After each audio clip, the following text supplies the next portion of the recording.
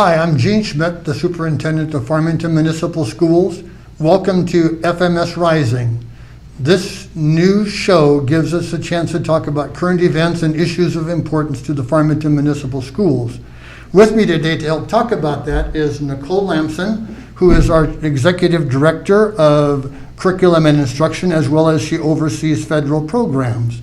Also with us today is School Board Member Robyn Hoffman, who will be helping us talk about an issue that is important to all of us, and that is our school's response to pandemic. I think about that a lot as I reflect upon my career, when it is how a community responds to crisis that really tests the soul of that community. And that is what I'm asking of Farmington today, to work with us as we develop a response to the pandemic and how we get our kids back in school. I will share that over time, it has been my experience to have been in communities for many different kinds of crises. For example, imagine being a person in a school when a volcano erupts, or when a giant flood or fire consumes the neighborhood, or even when half of a mountain slides down the middle of your school district. Again, it is how a community responds to crisis that tells the soul of that community. So we're here today to grapple with an important decision that I shared with our community just yesterday. In a letter from the Department of Public Education, basically our return to learn plan was negated, and it forced me to make a decision to cancel the start of our return to learn next Tuesday. Sometimes it's as simple as a word, capacity versus roster. And that's what brings us to this moment in time. We had a return to learn plan to bring back over 2,100 elementary kids to school on September 8th. We received notice yesterday, September 3rd, that that plan that had been accepted was no longer accepted because of a new guideline that called for 50% of the teacher roster as compared to 50% of a room capacity, which our plan had been presented and previously accepted by the Public Education Department. So it is with that bit of sadness that I bring these people to the table to help me talk about, so what happens next, and how do we navigate the return to learn for those schools that we so much would like to reopen. I want to begin by first saying that I have a great appreciation for my school leaders and my teachers. I know you care about my kids, and I thank you for that. You're doing some amazing work in the education of our children. I want to thank our families. You've become great partners in the learning relationship with our teachers. I ask that we continue that on into the next month as Farmington School leadership defines a new way to return our kids back to school.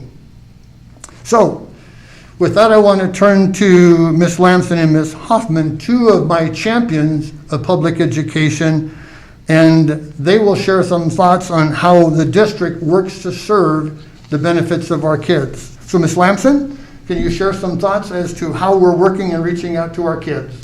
Sure. Thank you, Dr. Schmidt, for having me today. It's exciting to be here during these interesting times and do some reflection and planning to best support our kids.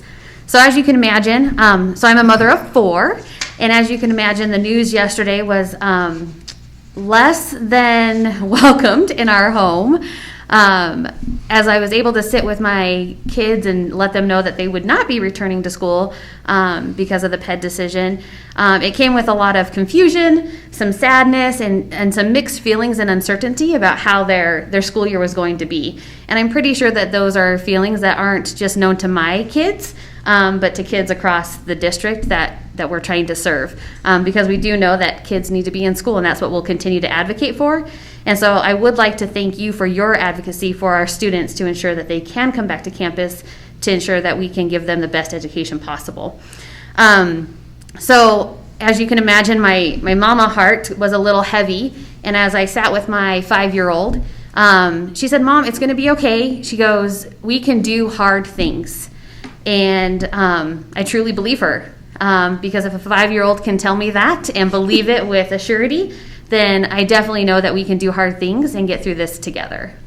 So I thank you for that, especially the word advocacy, because I want to tell our community that my Farmington staff and I have been very proactive in trying to reach out to Santa Fe to ask that they work with us to let me bring our kids back to school. And with that, in addition to these ladies, I want to give a shout out to Mayor Duckett. I want to talk about Senator Neville, both who today have reached out to Santa Fe on behalf of Farmington to ask the governor to let me open our school back to our kids.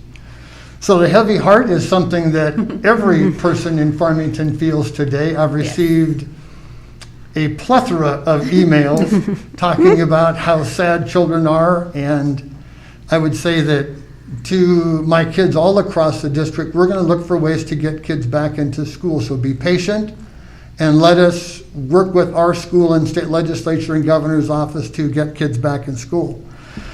So Nicole, if you take a little bit more and talk about what does virtual learning look like between now and then when we get our kids back? Right, so thank you. I just want to reassure the community and families and students that we will continue to do our best to engage in learning. We have a really strong instructional model. We have really strong curriculum that has been designed to help students master content, and those commitments to students don't change. What changes is the way that we actually deliver the content in a virtual world. And so we will continue to find ways that we can support families and students in a virtual setting so they can be as successful as possible during these times. I have received some really appreciative emails from parents because some of the instruction, the guidance that you're giving out is coming in Spanish first language. And so for parents, if you do have a second language, the school does post videos of training interactions, what families can help with teachers in first language. And again, go to the school website to work with your teachers. So perhaps you can talk just a second about Schoology. Sure. And about how we message what's going on before I invite Ms. Hoffman to join our conversation. Sure. So Schoology is our learning management system. And parents, if you have not been able to get on that, please reach out to your teacher or your school to help you. We also have a technology family support line that will happen right now through the 11th, but we're hoping to expand that. And we have our facilitators, we have teachers, and even myself who sit in on that to help families kind of navigate Schoology. But a lot of messaging will come through there. You can also use it to track how well your student's doing on assignments, what assignments need to be completed for the week, when Zoom meetings are happening. So it's really important that you're able to log in and see that information. So for my families out there, if you have access to internet problems, if your child has not picked up a computer, call your schools and we can do what we can to help. And am I correct, Ms. Lambson, in saying that there is hope for kindergarten getting iPads in the near future? Yes. Thank you to Mr. Emerson and his technology team who continue to troubleshoot and provide the best technology support to our district. Although we don't have an ETA yet, they are coming, and we're really excited about that for pre-K and for kindergartners. Ms. Hoffman, as a board member, you are also riding this wave of disappointment. Might you share some of your thoughts on how we can work through the board back to the state to help us get our schools open? Right, and I want to say just how supportive the board is of our staff, and I've been in meetings and looked at firsthand how they are working so hard at making this happen, bringing kids back into school. And I can only think that the teachers are pretty disappointed because they've worked really hard at having their kids back in the classroom. And now they're probably wondering what the expectations are going to be of them, because they are always striving to do the best for our kids. And so it is a huge disappointment, but I know I have confidence at all levels of the staff. Just sitting in those meetings, I know how from Billy Hewish with the buses, and Janelle Miner, and Miss Marie with food services, and Ted Laswitz's whole team. It really is a whole team effort here to bring those kids back in, because that's what we know that they need. So I appreciate your use of the word team, because it's going to take a lot of team play to make this work. Right. I especially appreciate the adaptability, flexibility of not only the board but our committee. It seemed like this is the third plan that we've tried to present to get our kids back into school, and we're about to try for a fourth. Right. And so we will come across a plan that the public education department will accept, and we're just going to enjoy that when it happens, but we're also going to provide a high quality of online learning until that time.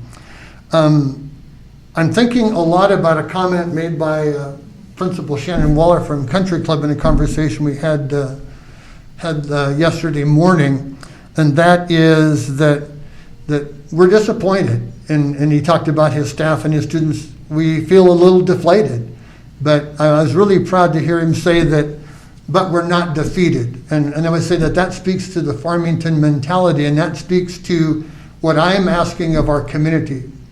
We're in a pandemic, we know that. We're wearing masks to show it, but we want to make sure that you trust our school leadership, you believe in your teachers and your school leaders, that we're going to get you back into school one day in a plan that the public education department finds acceptable.